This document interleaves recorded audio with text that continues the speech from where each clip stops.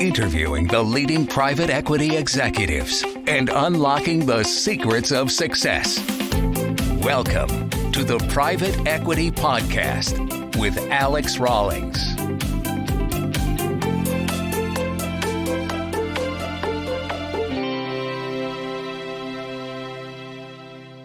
Hello, everybody, and welcome back to the Raw Selection Private Equity Podcast. Joining us today is Carl Cox, Chief Executive Officer of 40 Strategy, podcast host of the Measure Success podcast, and author of Lost at CEO. Welcome, and thank you very much for sharing your insights today. Alex, thank you so much. It's a pleasure to be on your show today. So, Carl, quite the roles that you've got there, but if you could give us a 60 to 90 second breakdown of you, please. Well, I've been really fortunate through my career. I've been with 7 different companies that have tripled in size, and as a result of that, or greater. And so I've had these internal experiences where I thought this is how everybody did it. And my big surprise is when I was with a privately held company, strategic planning software company based in Australia. I opened up the US office. And the big aha moment was we were trying to help out organizations do their strategy better. And we found out the reality is about 90% of organizations fail to get their strategic objectives done. And so as a result of that, we started giving free consulting and then ultimately started charging for consulting. And through our growth that we had, we try to help people do a better way. And I got asked to run the global consulting and build the global consulting unit from it based out of Australia. I politely declined, opened up 40 Strategy, and that's why we exist today. Okay, perfect. What's one mistake that you see either private equity firms or portfolio companies making, and what actions would you suggest to correct them? I think one of the most difficult challenges private equity companies that they have to deal with, depending on how many they have, right? Portcos, they might have 10, 20, 30, 40, 50. And there's this presumption that just because we bring in an extraordinary leader to a company that has had success, right? I've never seen a PE company said, oh, we're going to take a flyer on somebody. Usually it's a well thought through, this is the best person we should bring in. But just because that person had success one time doesn't mean they're going to have success again. And I think that is, well, we see that, right? We see that in private equity. This is why we have to turn over management often. But it doesn't have to be that way. I think if we focus on strategy first, rather than just focusing on the outcomes, we could have a much better result often. So I talk to a lot of private equity firms about identifying what their outcomes are, not just year 5, year 7, but year 1 and everything in between. Usually, what are we faced with right now? How do we get it to an exit? And everything in the middle missed. And therefore, the executives they bring in aren't the executives that will drive them all the way through. They'll have the experience to get them through a year or the experience to exit, but not to get them to that position. So what do you suggest to private equity firms to be doing to avoiding, obviously, bringing these executives in and then having to change them? Well, it's a painful process, right? When you have to do that. Here you brought in somebody and you're typically going to have an 18-month transition period if you don't bring in the right people to begin with. And so what I like to do is you like to marry up the people, the process, and the systems. And make sure you do a clean analysis up front. Okay, we think we have the right quality people. B, do they have the systems in place? And do they have the process in place? And then have a clear focus with those individuals to actually get that done, i.e., create a real plan.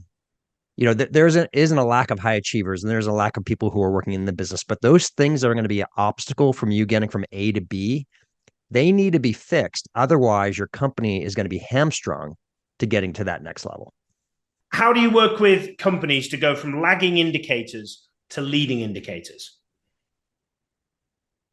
So it's so interesting, right? In the private equity world is that EBITDA. That's all we focus on, right? That's where we're doing multiples of. That's how we're buying companies. That's why we're selling companies. The problem is if we focus on EBITDA, it doesn't mean it grows. We have to focus on how we're going to get to that lagging KPI. So we have to focus on the things we can control, which is the leading indicators. This is one of the things we can learn from Amazon. Jeff Bezos learned early on that it doesn't matter about the outcome and necessarily revenue growth. What matters are the things you can control to make experiences better. As an example, they focused on how do we get that one-click experience so we can buy something immediately. And this is why I have Amazon deliveries coming to my house every single day. It's so easy to do, right? These are examples of what we need to do in an organization. So let's just say, for example, you have an outbound team that's helping to drive your company in terms of sales. Typically, what we would do is saying, okay, each sales representative we have has a certain sales goal. They have a sales target, and they need to accomplish those sales targets to get your overall consolidated revenue. Well, that's the wrong thing to focus on. What we should be focusing on is what are the activities that they should be doing week in and week out to have a greater likelihood to having better sales outcomes.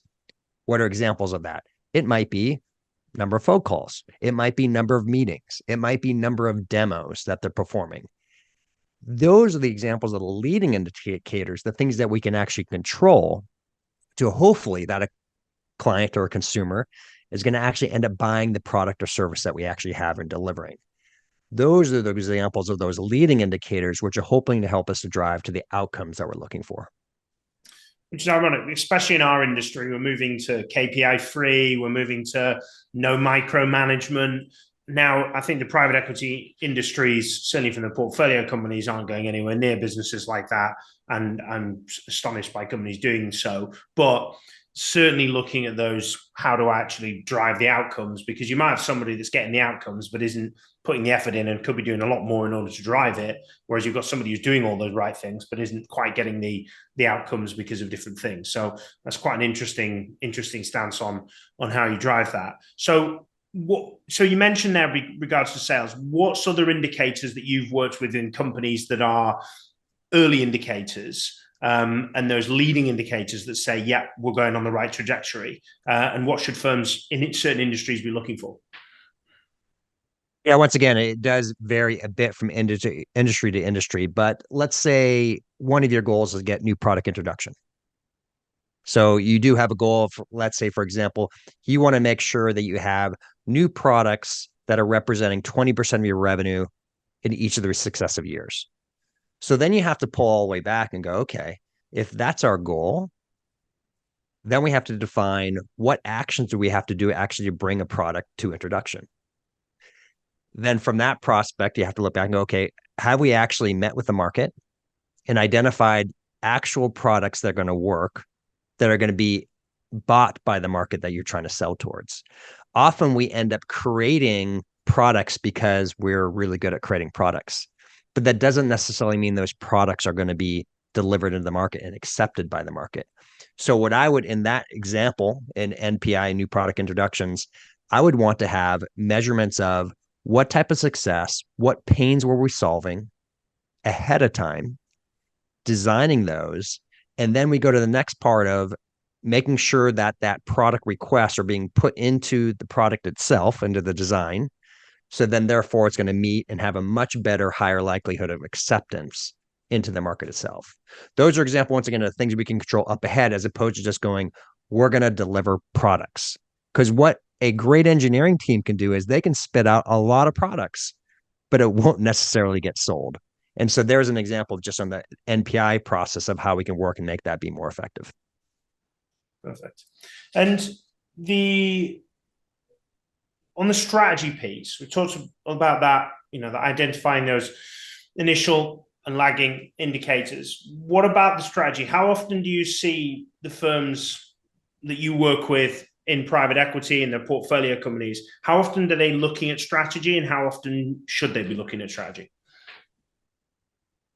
Well, often, once again, I think there's this perception of we're being strategic, but we're just really looking at the end result again, right? Because the strategy is, we're trying to turn around and sell this company in 3 to 5 years.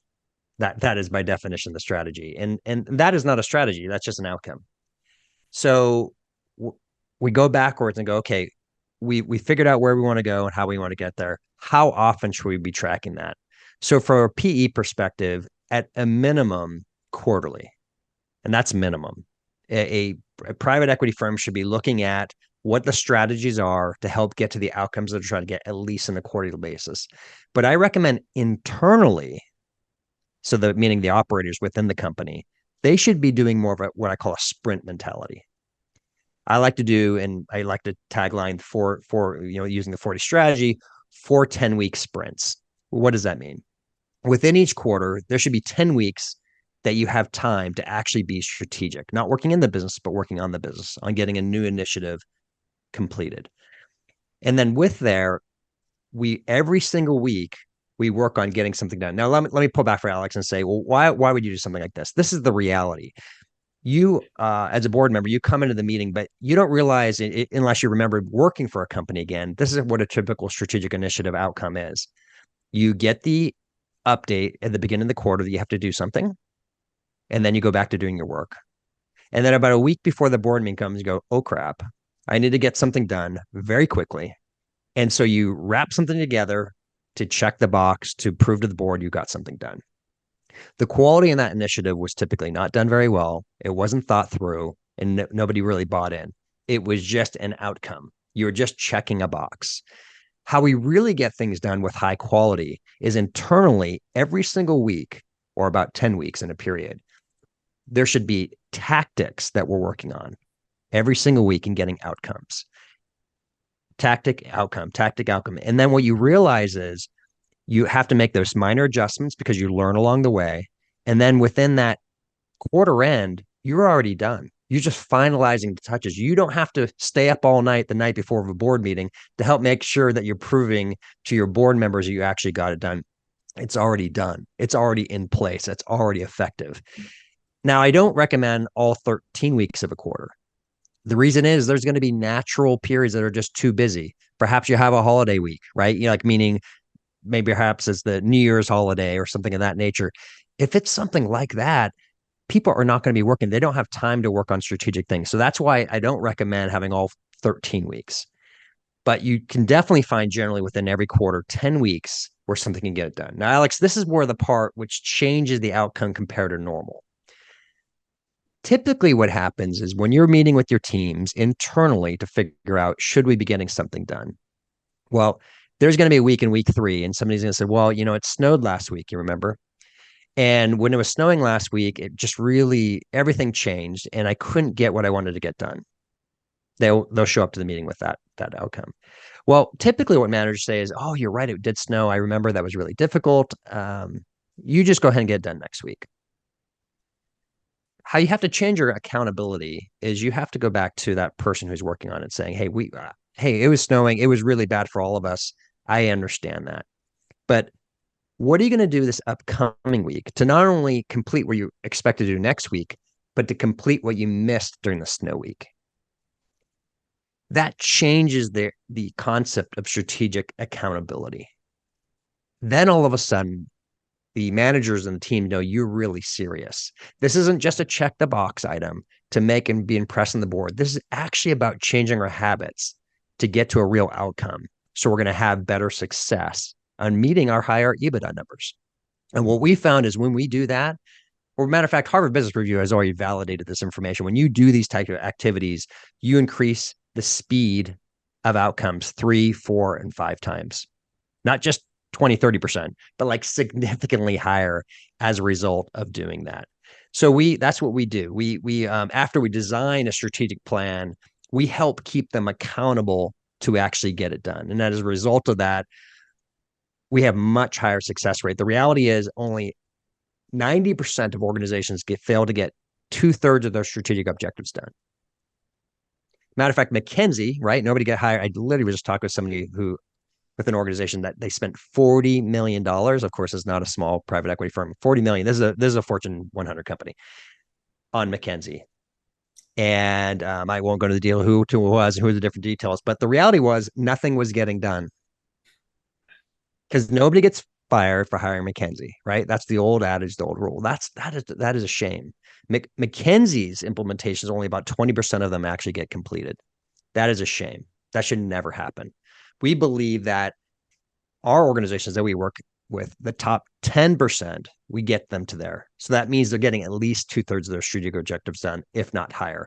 We try to get people to the top 1 to 5% of execution. When you focus on these, what you should be doing, how you should be doing it, and keeping accountability, we get these incredible results on a consistent basis. Sorry to interrupt here. Just a quick note to highlight our new sponsor, Grata. The private equity market is rapidly shifting to a data-driven, proprietary deal sourcing standard. Grata provides the window into over 7 million middle market private companies. Contact Grata so you can access the market first. Request a demo at www.grata.com. Now back to the podcast. Excellent. And my perspective of the word strategy is the most overused word in business, whether it be private equity, portfolio companies, or any industry.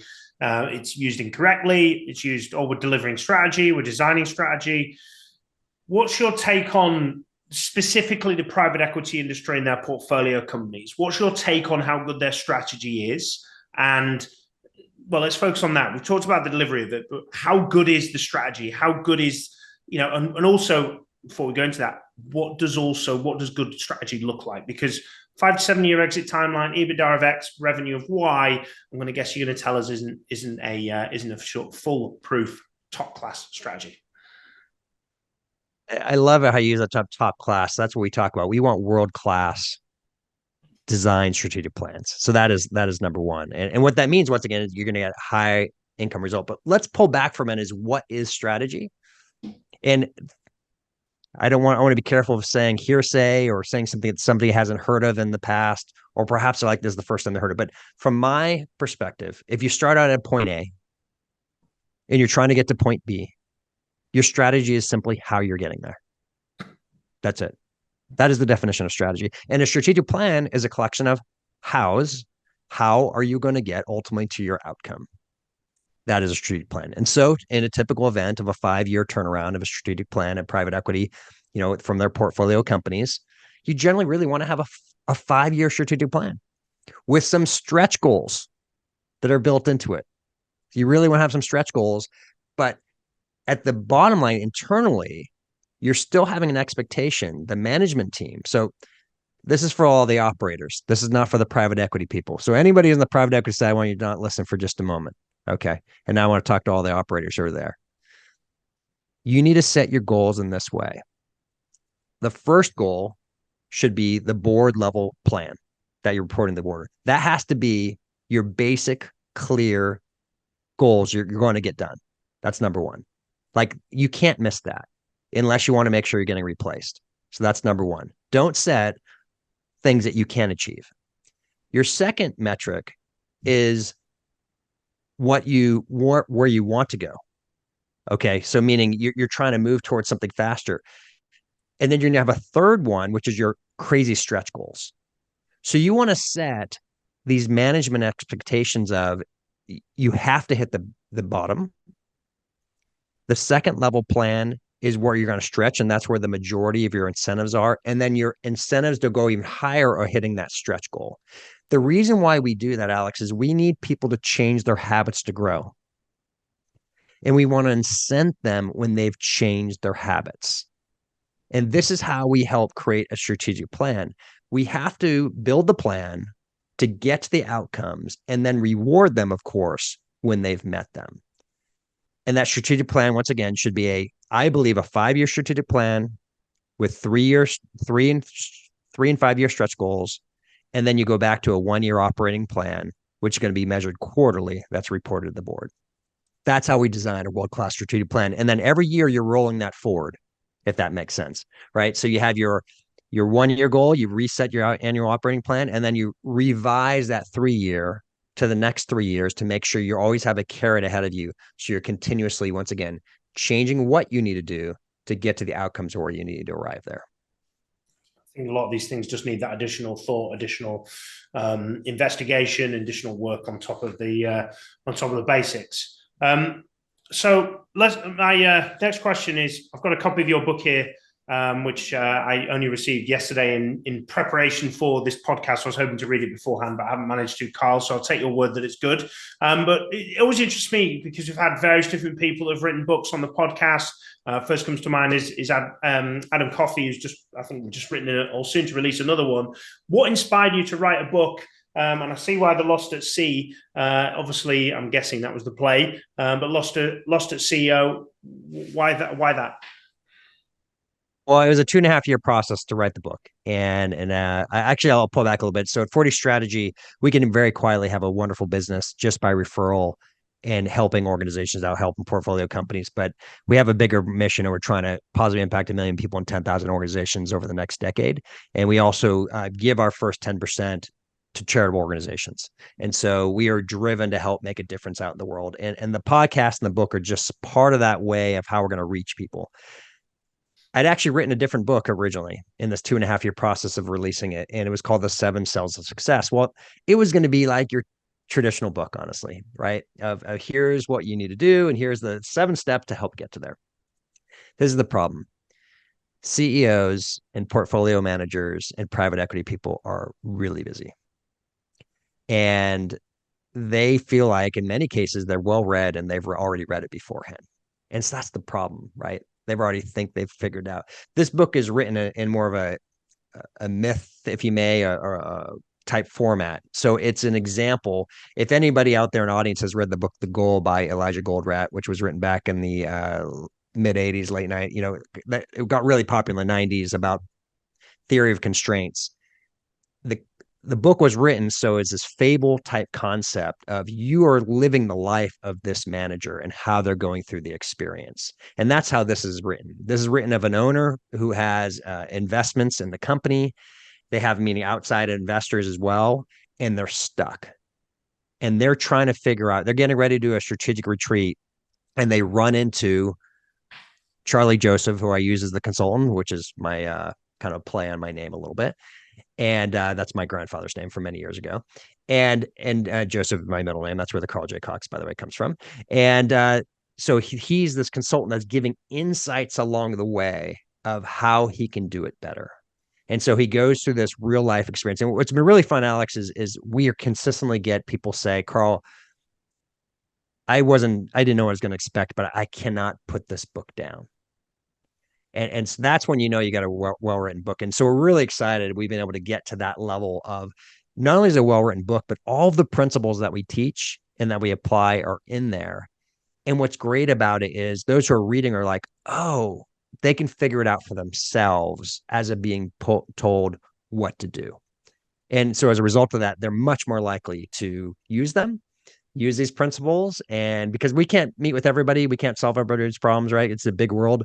But we hope this book will help give those who are ever reading it, that we will never get a chance to read it directly, some inspiration to make their strategic journey to reach their destination faster as well.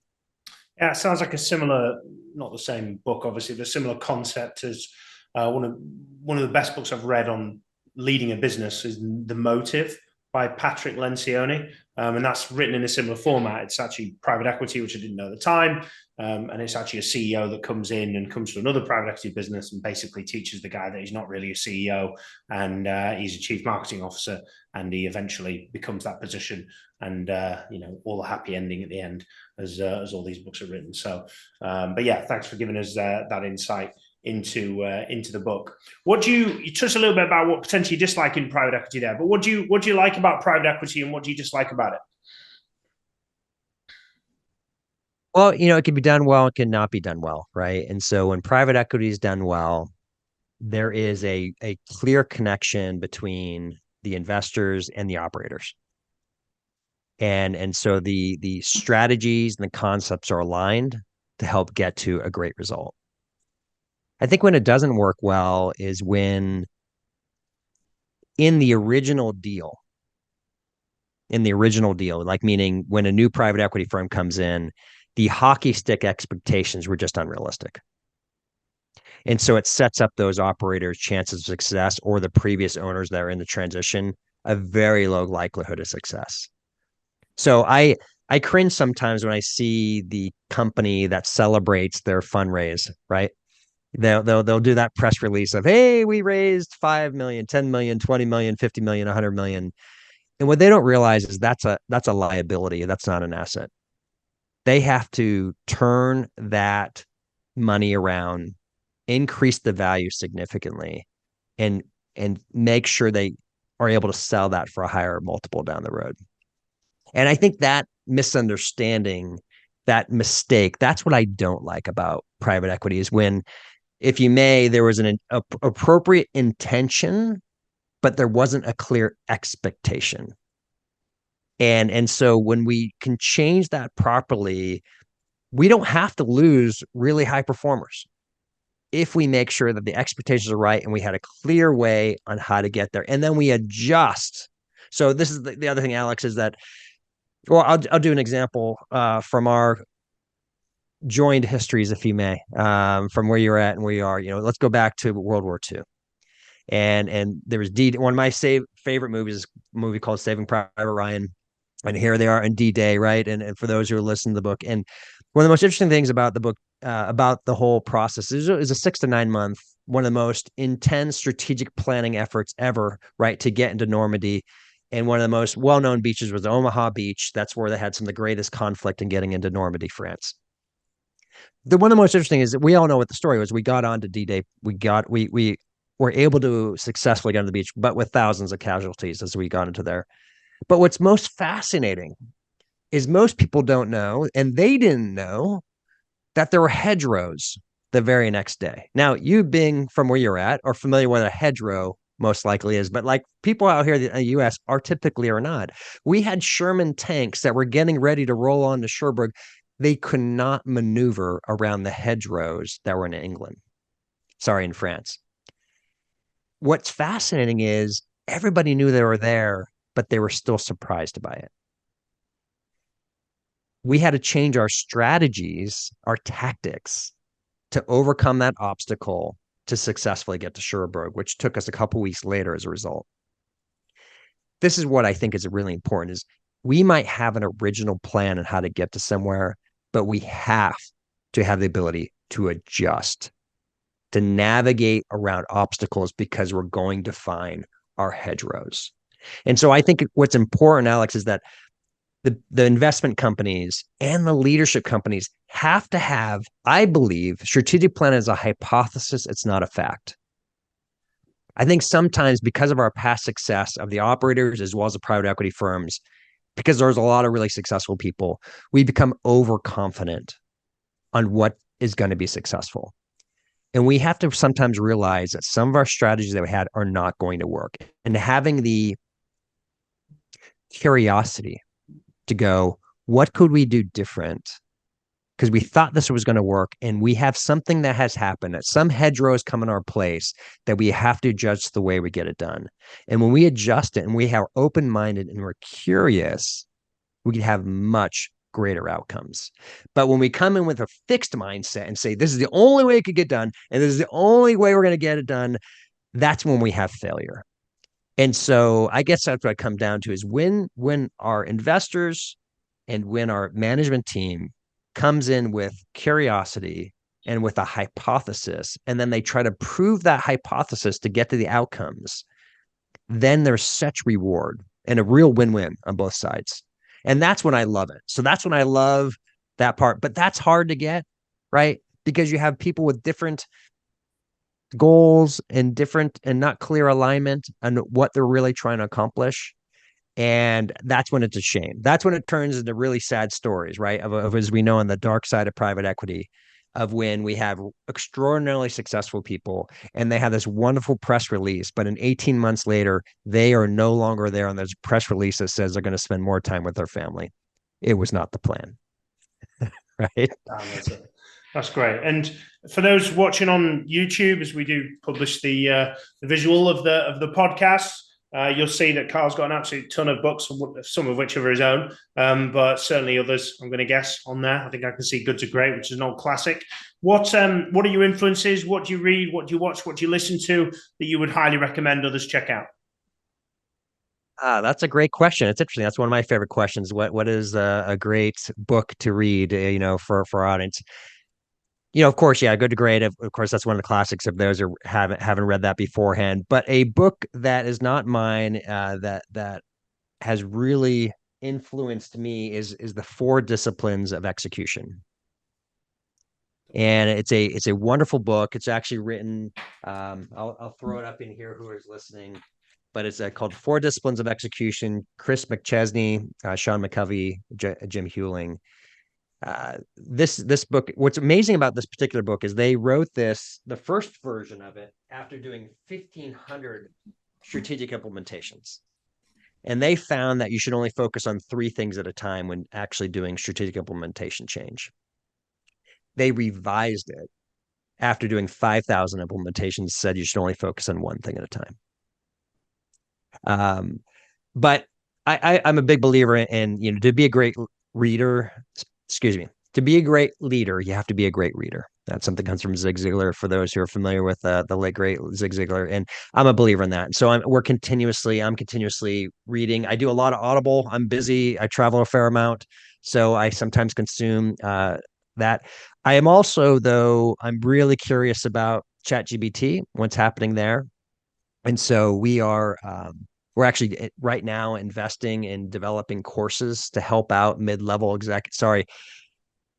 the 35 to 55-year-old operators who are running companies today. We are designing courses to help accelerate the strategic planning process, because it can be a time-consuming process if you do it the right way. So we're actually developing prompts and teaching executives how to use these in their teams so they can actually create their development more. And so what we're finding is we have to go to different we're now listening to more podcasts. We're now listening to reading more blogs these days, because this information is coming so fast. We can't wait for a book to get it done. One TLDR is one of our favorite ones, emails that comes out, and it gives me 8 to 10 different articles every single day. And I can now review those articles to help make sure that I'm staying on top of the latest, what's happening with generative AI. So that's some of the things that we're doing today to stay on top of. So it's a combination where I love books because it's been vetted out and it's probably pretty accurate. The problem with what's happening today is things are moving so fast. You can't wait till the book to be developed. And so I think you have to have a combination of current blogging and technology combined with what's happening, from really most recent books that are actually providing value. But there's some things that are timeless, frankly, Alex. There are, some principles, what I would say. And I think there is, interestingly enough, a lot of principles within strategic planning and execution that are still true if they're principle based, right? Something how you get there, they change consistently. Yeah, I agree. There's some books that are fairly old, but Good to Great is a good example. Over communicated, but rightly so, because it's good. I think the old books that I've read that are very clear on being relevant today, things like Maslow Management is another one that I think that's just absolutely bang on to say it was written God knows how long now. So yeah, there's some great books, but it's keeping that level of current and also going back to some of the old stuff to get that information. So Carl, you shared with us a lot today. If anybody wants to reach out to you guys and to you personally in 40 Strategy, how best do they get in touch, please? So you could certainly go to our website, 40strategy.com, 40strategy.com. There we have a newsletter blog that comes out every Saturday called Strategy for Saturday. It's a less than a 4-minute read typically, and it goes through what we're walking through, what we're learning about, our processes, and it's actually intentional. We talked all about chat just momentarily. This is a human-based approach. Okay, so we're huge believers in ChatGPT and how to ideate, but we're also a believer you have to connect with humans. And so that's what this blog is about. You could also catch me on LinkedIn at Carl J. Cox. Once again, we do that for those who are familiar overseas. There's a famous DJ with Carl Cox, CARLCOX. And so we have the J in between to help differentiate me between him. And those are probably the 2 best ways. And I'll send out my email as well. If you want to send me an email directly, it's Carl J. Cox, CARLJCOX at 40strategy.com. Perfect. We'll put all that in the show notes. So Carl, thank you very much for joining us, for sharing everything that you have and giving us the insight with lots of value for private equity professionals and, of course, portfolio executives on strategy, amongst other things as well. So thank you very much for everything you shared. Absolutely, Alex. It's a pleasure to be on the show today. And as always, thank you very much for joining us. And of course, should you ever be looking for a new opportunity within the private equity sphere, either in a private equity firm as investment or back office professional, or as a portfolio executive, please do reach out to us at Raw Selection. And if you haven't done already, please do subscribe to the podcast and you'll be notified of when the next one comes out, which is every 2 weeks. But till the next time, keep smashing it. And thank you very much for listening. Thank you for listening to the Private Equity Podcast on www.raw-selection.com.